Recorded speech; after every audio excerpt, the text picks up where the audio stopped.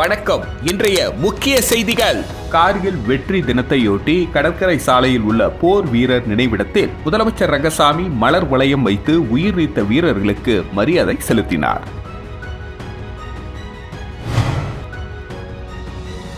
புதுச்சேரி கோர்க்காடு அரசு தொடக்கப்பள்ளி மற்றும் அரசு மேல்நிலைப் பள்ளிகளில் மாவட்ட ஆட்சியர் குலோத்துங்கன் திடீர் ஆய்வு மேற்கொண்டார்.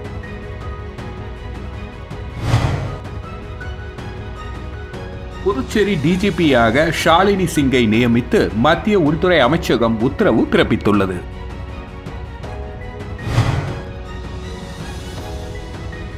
புதுச்சேரி லிசே பிரான்சே பள்ளியில் நடைபெறும் திரைப்பட திருவிழாவையொட்டி ஆரோவில் நடன கலைஞர்கள் நடனத்தோடு கடற்கரை சாலையில் தூய்மை பணிகளை மேற்கொண்டது அனைவரையும் பாராட்டை பெற்றது.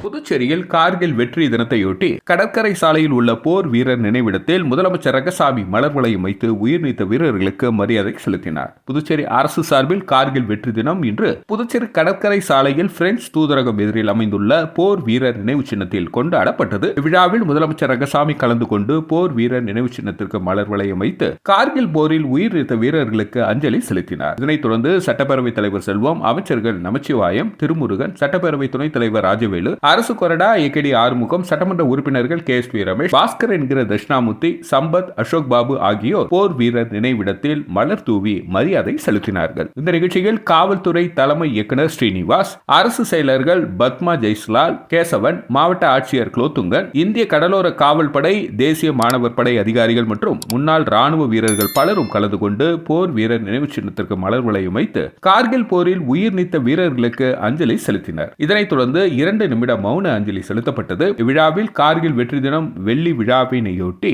கார்கில் போரில் பங்கேற்ற புதுச்சேரியை சேர்ந்த ராணுவ படை வீரர்களுக்கு முதலமைச்சர் ரங்கசாமி சால்வை அணிவித்து நினைவு பரிசினை வழங்கி கௌரவித்தார்.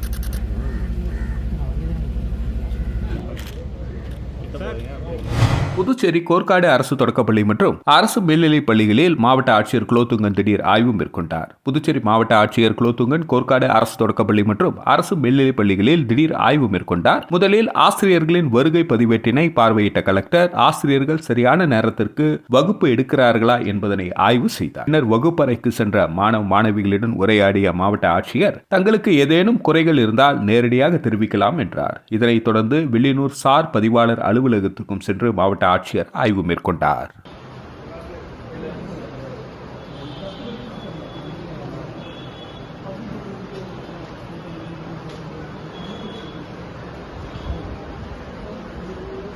புதுச்சேரி டிஜிபியாக ஷாலினி சிங்கை நியமித்து மத்திய உள்துறை அமைச்சகம் உத்தரவு பிறப்பித்துள்ளது. புதுச்சேரி டிஜிபியாக கடந்த 2 ஆண்டுகளாக பணியாற்றி வரும் ஸ்ரீனிவாஸ் இந்த மாத இறுதியில் பணி ஓய்வு பெற உள்ளார். இந்நிலையில் புதுச்சேரி மாநில காவல்துறையின் புதிய டிஜிபியாக ஷாலினி சிங் நியமிக்கப்பட்டு உள்ளார். 1996ஆம் ஆண்டு IPS பேட்சான ஷாலினி சிங் தற்பொழுது டெல்லி காவல்துறையின் பொருளாதார குற்றப்பிரிவு சிறப்பு ஆணையராக பணியாற்றி வருகிறார். வரும் ஆகஸ்ட் 1ஆம் தேதி முதல் புதுச்சேரி டிஜிபியாக அவர் பதவியேற்க உள்ளார். இதற்கான ஆணையை ஒன்றிய உள்துறை அமைச்சரகம் பிறப்பித்துள்ளது. ஷாலினியின் கணவர் அனிமல் சுக்லா மிசோரம் டிஜிபியாக பணியாற்றி வருவது குறிப்பிடத்தக்கதாகும். புதுச்சேரி லிசே பிரான்சிஸ் பள்ளியில் நடைபெறும் திரைப்பட திருவிழாவையொட்டி ஆரோவில் நடன கலைஞர்கள் நடனத்தோடு கடற்கரை சாலையில் தூய்மை பணிகளை மேற்கொண்டது அனைவரின் பாராட்டை பெற்றது. புதுச்சேரி ராக் கடற்கரை புகழ்பெற்ற கடற்கரையாகும். இந்த கடற்கரைக்கு தினம்தோறும் சுற்றுலா பயணிகள் ஆயிரக்கணக்கானோர் வந்து செல்கின்றனர். இதனால் அரசு மற்றும் பல்வேறு தொண்டு நிறுவனங்கள் சார்பில் தூய்மையாக வைத்திருக்க தூய்மை பணிகளை மேற்கொண்டு வருகின்றனர். இந்நிலையில் திரைப்பட விழா புதுச்சேரி லிசே பிரான்சிஸ் பள்ளியில் வரும் 3 நாட்கள் நடைபெற உள்ள நிலையில் திரைப்பட விழா குறித்த விழிப்புணர்வு ஆரோவில் நடன கலைஞர்களால் நடத்தப்பட்டது. புதுச்சேரி ராக் கடற்கரையில் நடத்தப்பட்ட இந்த விழிப்புணர்வோடு தூய்மை பணியும் மேற்கொள்ளப்பட்டது. நடன கலைஞர்கள் தங்கள் நடன அசைவோடு குப்பைகளை அகற்றியது அனைவரும் கவர்ந்தது. இதனை சுற்றுலா பயணிகள் ஆர்வத்தோடு கண்டு பாராட்டி சென்றனர்.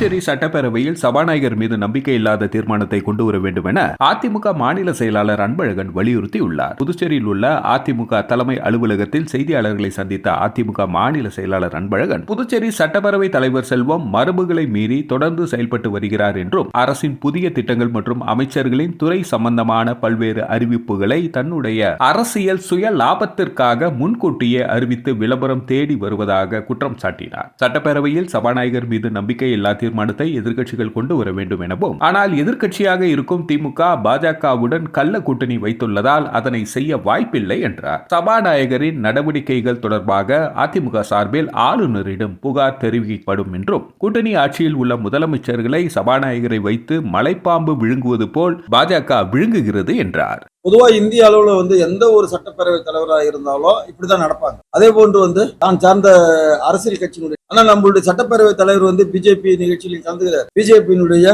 பிள்ளை கட்சியாக இருக்கக்கூடிய RSS அந்த நிகழ்ச்சியிலும் கலந்துகிறார். மறுபடியும் சட்டப்பேரவைக்கு அவரே தலைவராக ஒரே மனுஷன் பைனான்ஸ் செக்ரட்டரி, ஒரே மனுஷன் பட்ஜெட் ஆபீசர், ஒரே மனிதர் இந்த மாநிலத்துடைய தலைமைச் செயலாளர், ஒரே மனிதர் சட்டப்பேரவை தலைவர், ஒரே மனிதர் 5 அமைச்சர்களுக்கும் முதலமைச்சருக்கும் நிழல் அமைச்சர். பெரிய திறமைசாலி தான் செல்வம்.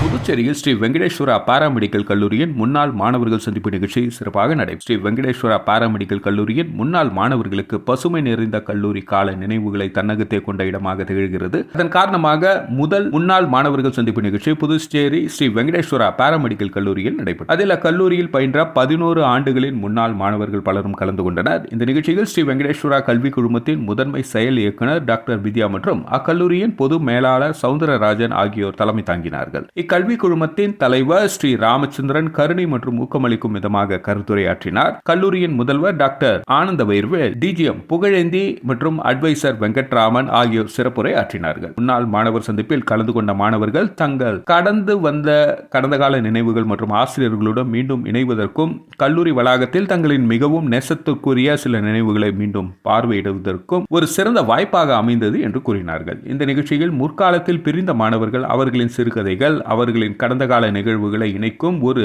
சந்திப்பாக பல எதிர்பார்ப்புகளுடன் ஏற்பாடு செய்தபடி மிக சிறந்த முறையில் பல ஈடுபாடுகளுடன் கூடிய விளையாட்டுகளும் ஊக்குவிக்கும் பேச்சுகளுடன் இந்நிகழ்வு அமைந்திருந்தது. இதனைப் போலவே எதிர்காலத்தில் பல நிகழ்ச்சிகள் நடைபெறும் என அந்த நிகழ்ச்சியில் உறுதியளிக்கப்பட்டது.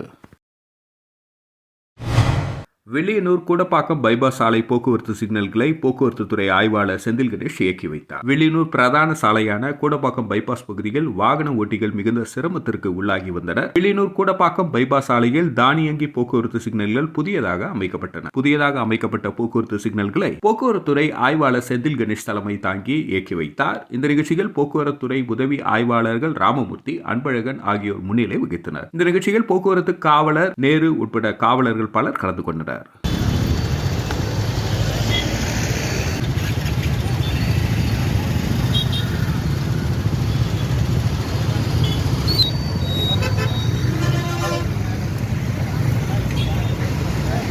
புதுச்சேரியில் வில்லியனூர் தேவி ஸ்ரீ ஏழை மாரியம்மன் கோவிலில் நடைபெற்ற ஊஞ்சல் உற்சவ விழாவில் திரளான பக்தர்கள் பங்கேற்று சுவாமி தரிசனம் செய்தனர். வில்லியனூர் தேவி ஸ்ரீ ஏழை மாரியம்மன் கோவிலில் 96ஆம் ஆண்டு செடல் திருவிழா வெகு விமர்சையாக நடைபெற்றது. இதில் நிகழ்ச்சியின் நிறைவு நாளான நேற்று அம்மனின் ஊஞ்சல் உற்சவம் நடைபெற்றது. முக்கிய நிகழ்வாக நேற்று மாலை அம்மனின் ஊஞ்சல் உற்சவம் நடைபெற்றது. இதனையொட்டி ஊஞ்சலில் அமர்ந்தபடி இருந்த சிறப்பு அலங்காரம் செய்யப்பட்ட அம்மனுக்கு பூஜை தீபாராதனைகள் நடைபெற்றது. இதில் திரளான பக்தர்கள் கலந்து கொண்டு சாமி தரிசனம் செய்து அம்மனை வழிபட்டனர்.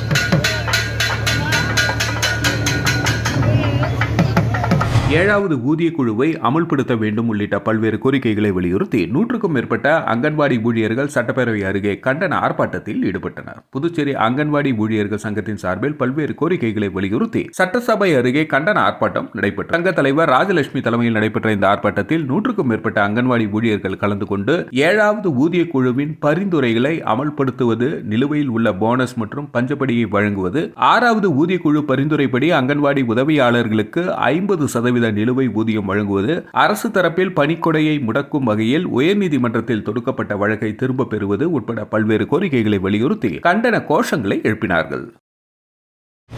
திருச்சிற்றம்பலம் வேதபுரீஸ்வர் நகரில் எழுந்தருளியுள்ள குஹநாதர் சித்தர் பீடம் லலிதாம்பிகை ஆலயத்தில் ஆடி மாத பஞ்சமி திதியை முன்னிட்டு சிறப்பு பூஜைகள் நடைபெற்றது. புதுச்சேரி அடுத்துள்ள தமிழக பகுதியான விழுப்புரம் மாவட்டம் திருச்சிற்றம்பலம் வேதபுரீஸ்வர் நகரில் அமைந்துள்ள குஹநாதர் சித்தர் பீடத்தில் எழுந்தருளி அருள் பாலித்துக் கொண்டிருக்கும் அன்னை ஸ்ரீ லலிதாம்பிகை ஆலயத்தில் திதி நித்திய ராஜமாதாங்கி காலபைரவர் பத்ரகாளி மகாவாரிக்கு ஆடி மாதம் பஞ்சமி திதியை முன்னிட்டு சிறப்பு பூஜைகள் நடைபெறும். இதில் மஞ்சள், குங்குமம், பால், தயிர், இளநீர், கரும்பு சாறு, அரிசி மாவு, பஞ்சாமிர்தம், சந்தனம், பன்னீர், விபூதி, ஸ்வர்ணம், வாசனை திரவியங்களால் ஆகிய வாஸ்துகளால் மகா அபிஷேகம் மற்றும் யாக வேள்விகள் நடைபெற்று இரவு 10 மணி அளவில் மகா தீபாரதனைகள் காண்பிக்கப்பட்டு அருள் பிரசாதம் வழங்கப்பட்டது. மேலும் மாதத்தில் ஒருமுறை பஞ்சமி திதி காலத்தில் அன்னை வராகியை வழிபட்டால் தீராத கடன், கல்யாணம், புத்திர பாக்கியம், உத்தியோகம், பில்லி சூனியம், செய்வினை, பூமி சம்பந்தப்பட்ட வழக்குகள் அனைத்தும் நிவர்த்தியாகும் என நம்பப்படுகிறது. இந்த நிகழ்ச்சிக்கான ஏற்பாடுகளை அறக்கட்டளை நிர்வாகிகள் மற்றும் ஸ்ரீ வித்யா வராகி உபசாகர் ஸ்ரீ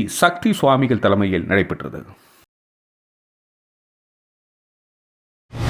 அரியங்குப்பத்தில் அருள்மிகு முத்து மாரியம்மன் ஆலயத்தின் செடல் திருவிழாவில் முன்னாள் சேர்மன் ஆனந்தன் சிறப்பு விருந்தினராக கலந்து கொண்டு தேரை வடம் பிடித்து இழுத்து தொடங்கி வைத்தார். புதுச்சேரி அரியங்குப்பம் சுப்பராயப்பிள்ளை வீதியில் எழுந்தருளியுள்ள அருள்மிகு முத்து மாரியம்மன் திருக்கோவிலின் 35ஆம் ஆண்டு செடல் தேர் பிரம்மோற்சவ திருவிழா இன்று சிறப்பாக நடைபெற்றது. சிறப்பு விருந்தினராக முன்னாள் சேர்மன் ஆனந்தன் கலந்து கொண்டு தேரை வடம் பிடித்து இழுத்து தொடங்கி வைத்தார். கடந்த 18ஆம் தேதி கொடியேற்றத்துடன் தொடங்கி ஒவ்வொரு நாளும் அபிஷேக ஆராதனைகள் செய்து அம்மன் திருவிதி உலா நடைபெற்று வந்தது. முக்கிய நிகழ்வான இன்று காலை முத்து மாரியம்மனுக்கு பால், தயிர், இளநீர், சந்தனம், ஜவ்வாது, பன்னீர் உள்ளிட்ட வாசனை திரவியங்களால் அபிஷேக ஆராதனைகள் செய்து மூலவருக்கு சந்தன காப்பால் அலங்கரிக்கப்பட்டு மகா தீபாரதனைகள் காண்பிக்கப்பட்டது. அதனைத் தொடர்ந்து அலங்கரிக்கப்பட்ட அம்மன் செடல் ஏந்தி தேரில் திருவிதி உலா நடைபெற்றது. இதில் சிறப்பு விருந்தினராக அரியங்குப்பம் கொம்யூன் முன்னாள் சேர்மன் ஆனந்தன் கலந்து கொண்டு தேரை வடம் பிடித்து இழுத்து தொடங்கி வைத்தார். முன்னதாக அவருக்கு விழா குழுவின் சார்பில் பொன்னாடை போர்த்தி மாலை அணிவித்து மரியாதை செலுத்தப்பட்டது. இதில் விழா குழுவினர் ஹரிபாபு,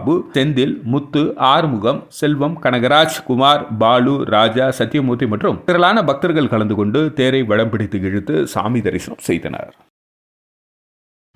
காராமணிக்குப்பம் அருள்மிகு ஸ்ரீ ஏழை மாரியம்மன் ஆலயத்தில் நடைபெற்ற சாகை வார்த்தல் விழாவில் திரளான பக்தர்கள் பங்கேற்று சுவாமி தரிசனம் செய்தனர். புதுச்சேரி காராமணிக்குப்பம் நல்லாண்டு மேஸ்திரி வீதியில் அமைந்துள்ள அருள்மிகு ஸ்ரீ ஏழை மாரியம்மன் ஆலயத்தில் சாகை வார்த்தல் விழா வெகு விமர்சையாக நடைபெற்றது. முன்னதாக கடந்த 18ஆம் தேதி மங்கள இசையுடன் அனுச்சை விநாயகர் பூஜை மற்றும் வருண பூஜை, கணபதி ஹோமம் உள்ளிட்ட பூஜைகளுடன் அம்மனுக்கு காப்பு கட்டுதல் கொடியேற்றத்துடன் துவங்கியது. இதனைத் தொடர்ந்து அம்மனுக்கு தினமும் பல்வேறு பூஜைகள் செய்யப்பட்டு வந்த நிலையில் இன்று அம்மனுக்கு சாகை வார்த்தல் விழா நடைபெற்றது. இதில் பங்கேற்ற நூற்றுக்கணக்கான பக்தர்கள் செடல் மற்றும் பார்ச்சாகை வார்த்து அம்மனுக்கு நேர்த்திக்கடன் செலுத்தி வீதி உலா வந்தனர்.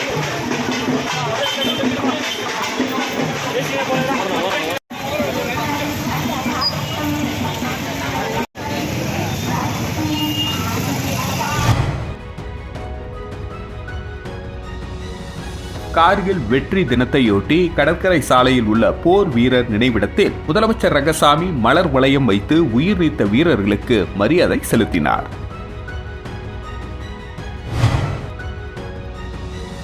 புதுச்சேரி கோர்க்காடு அரசு தொடக்கப்பள்ளி மற்றும் அரசு மேல்நிலைப் பள்ளிகளில் மாவட்ட ஆட்சியர் குலோத்துங்கன் திடீர் ஆய்வு மேற்கொண்டார்.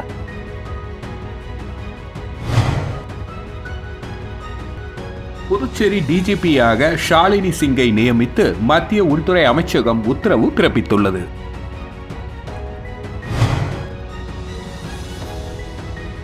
புதுச்சேரி லிசே பிரான்சே பள்ளியில் நடைபெறும் திரைப்பட திருவிழாவையொட்டி ஆரோவில் நடன கலைஞர்கள் நடனத்தோடு கடற்கரை சாலையில் தூய்மை பணிகளை மேற்கொண்டது அனைவரையும் பாராட்டை பெற்றது.